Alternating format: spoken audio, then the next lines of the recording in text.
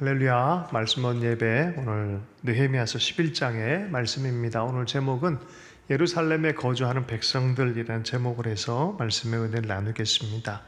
느헤미야 11장 1절에서 2절까지 말씀을 먼저 읽겠습니다. 백성의 지도자들은 예루살렘에 거주하였고 그 남은 백성은 제비 뽑아 10분의 1은 거룩한 성 예루살렘에서 거주하게 하고 그 10분의 9는 다른 성읍에 거주하게 하였으며 예루살렘에 거주하기를 자원하는 모든 자를 위하여 백성들이 복을 빌었느니라. 예루살렘에 거주하는 백성들, 예루살렘 백성의 지도자들이 예루살렘에 책임적으로 거주했고 남은 사람들은 제비를 뽑아서 10분의 1을 예루살렘에 거주하게 했다 하는 그런 이 말씀인데요. 분위기상 보면은 현대적인 의미에서 보면 무슨 아파트 분양받듯이 제비 뽑고 너무 들어가고 싶어서 막 안달이었는데 이제 겨우 뽑혔고 이런 분위기가 아니라 반대 분위기입니다. 실질적으로는 예루살렘은 허물어졌고 아직은 온전하게 안전망이 구축이 안 돼 있고 황폐했던 분위기, 또 국제 정세도 여전히 불안하고 했기 때문에 BC 5세기경에 이스라엘 지역을 온다 그러면 전쟁이 나기 딱 쉽기 때문에 타겟이 되는 곳이 예루살렘이에요. 그러니까 사실 여기에 들어간다는 것은 굉장히 위험을 무릅쓴다는 의미일 수도 있겠습니다. 그리고 또 이미 와서 정착한 사람들이나 자기 고향을 찾아온 사람들이 먹고 사는 준비를 어느 정도 해놓고 또 뿌리를 내려놓는 그런 분위기에서 여기를 가게 하라라고 한다는 것은 어렵죠. 그러니까 이들이 어떻게 결정했습니까? 제비 뽑기를 통해서 공동체적으로 이걸 결정했다는 거예요. 지도자들은 일단은 모든 책임의 중심에 있기 때문에 지도자들은 예루살렘으로 들어가기로 결정했고 백성의 10분의 1 제비 뽑습니다. 우리가 여호수아서에 보면 제비 뽑기가 있죠. 아간이 이렇게 나오고 또 요나서에도 제비를 뽑아 보니까 하나님의 뜻을 도망쳐 나오는 요나가 뽑혔는지라라고 해서 이것이 하나님의 도구처럼 여겨지는 그런 이 방법입니다. 공동체적인 결정 안에서 10분의 1이 뽑혔어요. 어떤 마음이었을까요? 뽑힌 사람들은 뽑혔네. 그렇지만 이게 하나님의 뜻이다라고 믿고 결연한 의지를 갖고 아마 갔을 거라 생각합니다. 안 뽑힌 10분의 9는 어떻게 느꼈을까요? 그나마 다행이다라는 마음에, 미안한 마음에 저들이 가니 하면서 복을 빌어주는 그런 마음일 줄로 믿습니다. 제가 이스라엘에 갔다가 감동스러운 얘기를 들은 적이 있었어요. 장지성 선교사님이 이스라엘 그 밑에 네게부 사막 남부 쪽에 거했던 때가 있어요. 벤 구리온 대학이라고 그 대학이 거기에 있어요. 그 가보면은 이제 그 지역의 농업이라든지 기후라든지 이런 것에 어떻게 농사를 지을 것인가 이런 문제들이 평양 땅 혹은 북한에서 어떻게 농사를 지을 것이냐라는 연관성도 있기 때문에 그런 연구를 위해서 그 자리에 있었어요. 그래서 가보니까 일일 투어를 저한테 이렇게 시켜줬는데 와 엄청나더라고요. 뭐 그랜드 캐년 느낌이 드는 그런 지역이 있어요. 거기 가보면은 굉장해요. 그리고 황무지입니다. 지금도 사람들이 많지가 않아요. 그 남부 지역 쪽에는.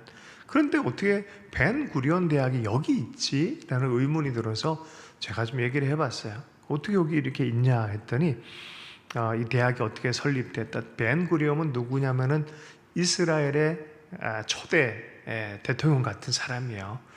처음에 국가가 위태하게 됐을 때 벤 구리온이 지도력을 발휘해서 이스라엘이 정착하게 만들고 이스라엘을 이스라엘 되도록 기초를 다한 사람이에요. 되게 국부와 같이 굉장히 존중하는 사람이 벤 구리온입니다.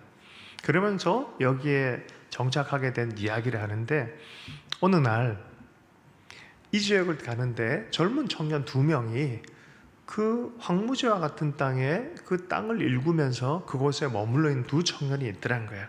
그 다가가가지고 너희들은 왜 여기 있냐라고 물어봤더니 자기들은 성경에 여호수아서에 보면 여기서부터 여기까지 하나님 주신 땅이다라는 약속의 말씀을 기억해서 그 하나님의 말씀을 따라서 내 인생을 그 말씀에 따라서 이곳을 개간하고 함께 하기를 원한다라고 그런 얘기를 했다는 거예요. 대단하잖아요. 여기 이런 정신을 가지고 있는 성경의 인물을 꼽으라 그러면 여호수아, 갈렙이죠. 특별히 갈렙, 이 산지를 내게 주십시오. 남들은 다 안 가려는 산이에요. 그러나 약속한 땅이면 주님 여기를 내게 주십시오 하는 그런 마음이잖아요. 그죠? 그런 청년 앞에 정말 격려하고 칭찬하고 끝났다면 제가 이런 얘기를 안 하죠. 벤구리온이 이것이 우리 민족의 우리가 나가야 될 길이다 하면서 그 청년들과 함께 하기로 결정을 했다는 거예요. 그러니까 이 리더가 그 자리로 들어간 거예요. 소명의 자리, 말씀의 자리. 그래서 벤구리온 대학이 그쪽에 어떤 유래를 가지고 그곳에 있는 것을 이해하게 됐어요. 대단하다. 한 세기도 안 돼서 2000년 만에 생긴 나라가 강대국 반열에서 나아가는 걸 보면서 하나님의 언약의 예언의 약속의 말씀이다라는 그런 감동도 있지만 그것을 이루기 위해서 얼마나 많은 사람들이 믿음을 가지고 자기의 일상을 살아냈는지에 대한 감동이 더해요. 그리고 지도자들에게 살아내야 되는 것인지에 대해서 감동이 많이 됩니다. 오늘 느헤미야 11장을 보면 이제 그런 감동이 있어요. 지도자들이 먼저 그 어려운 예루살렘에 들어와서, 왜 예루살렘이? 그 약속이 있으니까, 하나님의 마음이 거기에 있으니까, 불편하지만 하나님의 마음이 있다 그러면 그것을 가는 것이죠. 여러분, 우리 마음속에, 우리의 삶 속에 하나님의 뜻인데 좀 불편한 게 있다면 우리도 그런 용기를 달라고, 또 하나님 끌어안을 수 있는 인내력과 용기를 허락해 주시고 한 걸음 걸어갈 수 있는 그런 은혜를 허락해 주십시오라고 우리가 기도해야 될 줄로 믿습니다. 예루살렘 거주자들 명단이 그래서 쭉 이렇게 나옵니다. 평신도와 성직자, 제사장 그룹들 이렇게 하는데 높은 지위로부터 낮은 순으로 이렇게 돼 있어요. 여기서 보면 우리는 보통 그러죠. 높은 사람들은 지시만 하고 편하게 지낸다 착각하는데 성경적 리더십은 반대입니다. 높은 사람들, 권세 있는 사람들은 도리어 낮은 사람들보다 먼저 그리고 더 깊이 섬기는 것이죠. 제가 오대원 목사님을 만나고 나서 몇 마디 그분의 주신 어떤 중요한 말들이 마음에 이렇게 박힌 게 있어요. 그 중에 하나가 뭐냐면은 한 공동체를 섬기는 태도에 대해서 한 단어로, 한 줄로 제가 마음속에 깊이 받은 게 있어요. 깊이 낮게 들어가라. 낮게 깊이 들어가서 오래 섬겨라. 그러다 보면 그들의 마음이 열려지고 하나가 되어지고 또 섬긴 만큼 하나님 세우시는 것들을 경험하게 될 것이다. 그래서 깊이 낮게 겸손하게 섬겨라 하는, 참된 리더는 이런 성품들이 다 있는 것 같아요. 예수님께서 우리에게 가르쳐준 성품이 있어요. 뭐 좋은 장로가 된다든지 높아지는 거에 대해서는 주님 뭐라 그러잖아요. 선한 일이다라고 하지만 높아지는 지위에 대해서 걸맞는 행동을 요구를 하세요. 그게 뭐냐? 발 닦는 거예요. 낮아지는 거예요. 깊이 들어가는 거예요. 그리고 인내하는 거예요. 그러면서 백성들의 본이 되도록 하는 것이 바로 하나님이 세운 그 지도자들의 모습이라고 생각해요. 난 교회에서도 그렇게 생각해요. 교회에 좋은 권위들이 있어요. 근데 이것은 자기들을 위한 게 아니라 깊이 섬기려는 주님의 마음을 따라 내가 섬기겠습니다 하는 그런 마음인 줄로 믿습니다. 그렇다면 그런 마음이 많이 생겨서 주님 제가 섬기길 원합니다 라는 사람들이 많아진다면 참 좋겠어요. 그런 좋은 교회라고 생각합니다. 예루살렘 거주자 지도자들 유다, 베냐민 자손들이 또 대부분이었고, 그리고 명단들 나오고 누가 이랬더라라는 얘기들이 쭉 펼쳐집니다. 예루살렘에 사는 유다 자손, 베냐민 자손들 얘기를 합니다. 그리고 계속해서 제사장 중에는 누가 있더라, 레위 족속 중에 누가 있더라. 제사장도 각 지역에 있으면 돌아가면서 사실 여기 와서 섬겨야 되지만 여기에만 있는 제사장도 있어요. 레위 사람들 있죠. 성문지기들 있죠.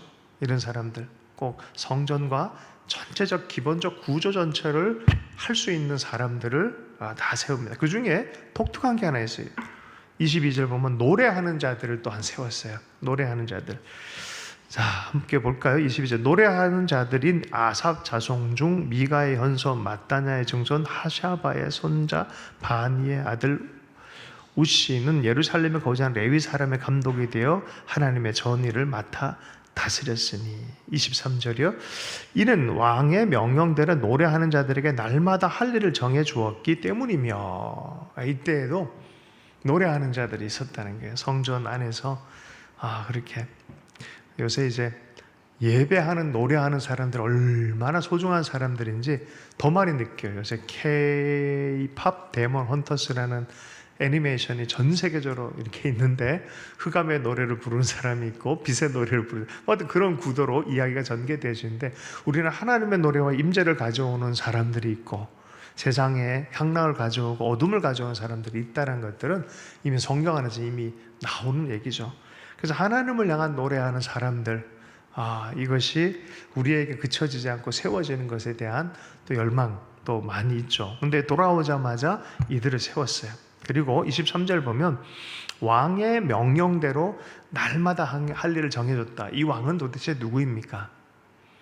누구였겠어요? 사실은 다윗 왕이 이것을 매뉴얼을 다 만들어 놨어요. 삶 속에 공동체적인 건강한 매뉴얼이 있어요. 우리가 굳이 고민 안 해도 되게 미리 다 해놓은 것들이 있어요. 성경을 읽어야 돼. 삶의 매뉴얼도 있어요. 아침 저녁에 우리는 어떻게 살아야 되는지에 대한 매뉴얼도 있어요. 다윗을 보면 보이고 다니엘을 보면 보여요. 아침 저녁으로 해야 될 일이 있어요. 다니엘은 3번 주님 앞에 무릎을 꿇고 기도했다라고 얘기를 합니다. 삶의 매뉴얼들이 있어요. 근데 공동체적 매뉴얼을 24 반차를 따라서 노래하는 사람, 제사장 계열로 해가지고 다윗이 이미 매뉴얼을 다 만들어놨어요. 그것을 따라서 그렇게 했다라고 이 본문이 아주 특이하고 특징적인 그런 분위기가 듭니다. 24절에 보면 부다히야는 왕의 수하에서 백성의 일을 다스렸더라.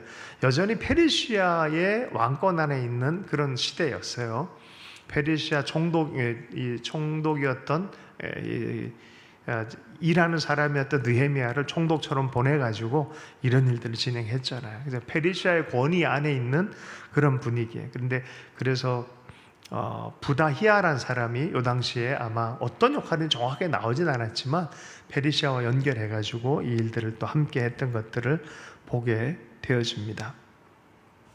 25절에서 26절 이하에 보면 마을과 주변 동네 거주하는 백성들에 대한 이야기가 이렇게 있습니다. 부엘세바도 있고 흰놈의 골짜기도 있고 쭉 있는데, 이거 자세히 읽다 보면은 여호수아 시대 때에 정복을 해가면서 도시 이름 하나하나 불러갔던 그 순서랑 매우 유사하다는 것을 기억하게 되어져요. 이게 뭔 소리입니까? 돌아와서 도시를 정착시키고 다시 재건하고 리노베이트 한다 그러나 건물을 리노베이트 하듯 그런 하는 과정 안에 보니까 여호수아 때 했던 그런 분위기를 창출하고 있는 것을 보게 되어집니다. 다시 찾아내는 거죠. 다시 기억하는 거예요. 다시 약속을 붙잡고 그때 이야기 안으로 돌아가는 거예요. 엘리사의 기적 중에 그죠? 도끼 기적들이 있었잖아요. 빠졌을 때 어디 잃어버린 곳 그 지점에 가서 다시 올라오게 하는 거예요. 우리 인생에도 그래요. 하나님께 주신 이야기가 있고 기름 부음이 있고 하나님이 사용하신 약속들이 있는데 어쩌다 나는 여기까지 왔지 하고 잊어버렸다는 걸 깨달을 때가 있어요. 그럴 때 어디로 가냐면은 바로 마지막 지점까지 가는 거야. 이들은 어쩌면 여호수아, 그때 이 땅을 향해서 하나님 하셨던 원본의 이야기, 그 이야기가 기억이 나서 이렇게 매칭하듯이 도시의 이름들을 이렇게 집어넣은 것 같아요. 우리도 마찬가지죠. 우리는 항상 그래서 우리의 영적인 가장 깊은 고향은 예수 그리스도의 십자가입니다. 십자가 앞에 다시 나아가고 또 개인적으로는 은혜를 받았던 이야기들, 장소들, 삶의 현장들이 있어요. 그 현장으로 다시 가는 것이죠. 그리고 다시 삶을 복귀하듯이 또 그 부분에 있어서 맞추어서 다시 세워가는 노력들입니다. 우리는 때로 자충우돌하고 길을 벗어난 것처럼 보일 때가 있습니다. 아브라함의 일생을 봐도 그래요. 무너졌다, 세워졌다, 무너졌다, 세워졌다, 왼쪽으로 갔다가 오른쪽으로 갔다가. 그럴 때마다 믿음이 필요해요. 그러나 사실은 아무리 믿는다 그래도 믿음을 받아줄 역사를 일으킬 하나님이 안 계시면 이 믿음은 헛것입니다. 그런데 하나님께서 아브라함의 믿음을 의롭게 여기시고 받아주시고 하나님 그 믿음을 통해서 역사를 하시는 거예요. 그리고 도리어 믿음을 또 만들어내시기 위해 사람도 파송하고 천사도 파송하고 환경도 만들고 깨닫는 마음도 허락하시고 하면서 결국 하나님께서 원래의 자리에 돌아오게 하시는 것이 하나님의 솜씨. 그것을 어떤 사람은 그거를 하나님의 열심이라고 표현하기도 합니다. 신앙은 신비해요. 내가 믿음을 가져야 세계가 열리지만 또 가만 생각해보면 이 믿음을 준 하나님의 역사로 말미암아 되어지고 있다는, 이게 참 신비해요. 내가 먼저인가 하나님이 먼저인가, 성경 안에 둘 다 이렇게 얘기가 되어지는 것을 보게 되어집니다. 나중에 보면요, BC 163년 정도, 특별히 168년에서 7년, 5년, 4년 요 어간에 어떤 일이 있냐면 마카비란 사람이 일어나서 이스라엘 전체를 독립을 시키는 일들이 있어요. 이걸 뭐라면 마카비 혁명이라 그래요. 그리고 나서 이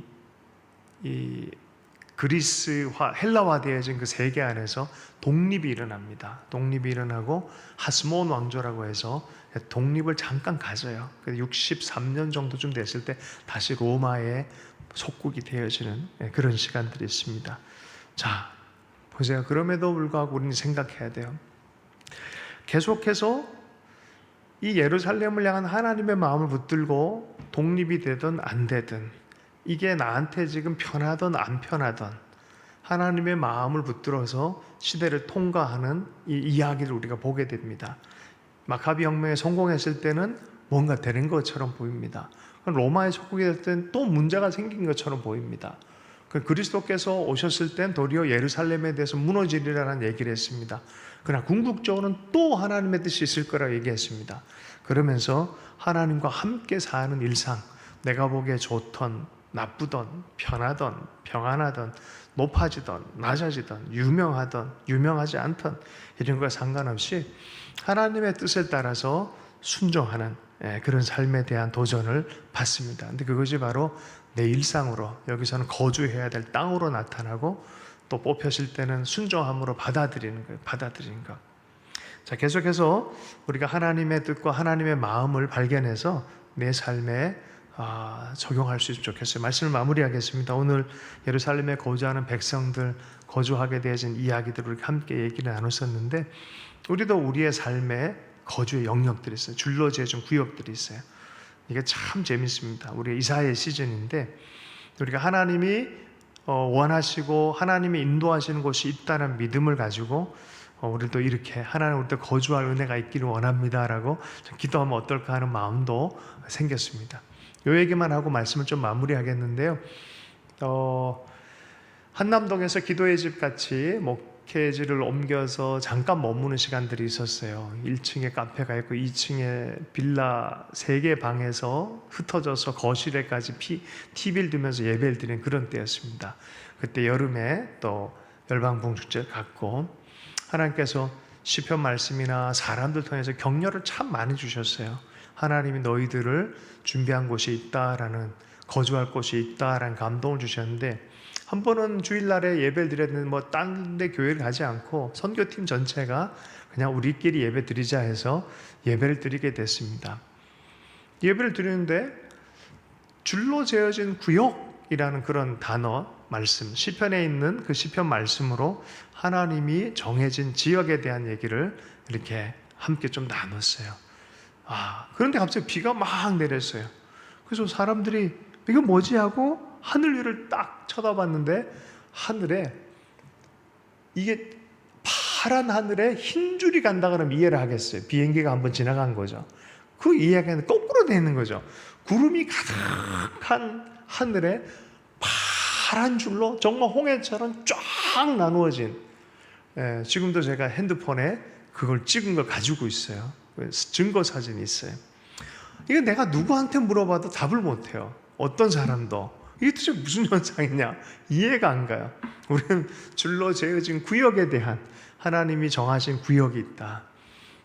그리고 그것을 발견해서 따라가는 것이 우리가 해야 될 일이다라는 하나님의 경계에 대한 얘기를 하고, 우리를 위해서도 그걸 준비하셨다라는 그런 선포를 했을 텐데, 마침 그 순간에 비가 내리고 하늘에 그렇게 쫙 줄로 재어진 것들이 보이는 것이 얼마나 특별한 경험인지 모르겠습니다.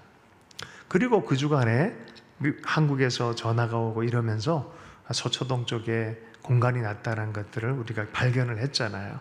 그리고 와보니까 서초동의 그 공간에 책이 3권이 있는 그런 공간이었는데 열어보니까 하트 스토리라는 그런 아이들 동화책 같은 예수님의 사랑 얘기로 마무리가 된 사랑에 관한 이야기만 100여 가지 이렇게 한 책이 딱 남아 있었던 것. 그래서 하나님이시다라는 그런 생각을 했고, 마침 그때 거기 갔을 때 YM 영국에서 유럽 전체의 최고 리더십 중에 한 분인데, 그분이 말하기를 너희 팀이 오면 하나님이 이런 얘기를 해주라고 했다면서 우리가 어떻게 이 캠퍼스 YM 캠퍼스를 받았는지 하나님이 너희들에게 이걸 증언하라고 말씀하셨다 그러면 또 운동장에 세워놓고 1시간 동안 그런 이 사역 간증을 했던 것이 기억나요. 요새 그런 마음이 이렇게 들어요. 여전히 오리무중처럼 보일지 모르지만 하나님은 하나님의 사람들 향해서 우리가 줄로 지어진 아름다운 구역을 예비하시는 분이다. 그렇다면 우리는 또 이러든 저러든 인간적 눈이 아니라 주님의 뜻을 분별해서 바라보고 실천하고 살아가는 그런 삶이 됐으면 좋겠다. 또 기대하는 마음이 됐으면 좋겠다라는 그런 마음이 들었습니다. 말씀을 마무리합니다. 삶이 이러든 저러든 뜻을 발견했으면 뜻을 품고 사는 것이 그리스도인들의 삶인 줄로 믿습니다. 역사도 변하고 환경도 변하고 여러 가지가 변할 것이지만 뜻을 품은 자들은 영원히 사라지지 않게 되어진 줄로 믿습니다. 주신 말씀을 들고 함께 기도하겠습니다.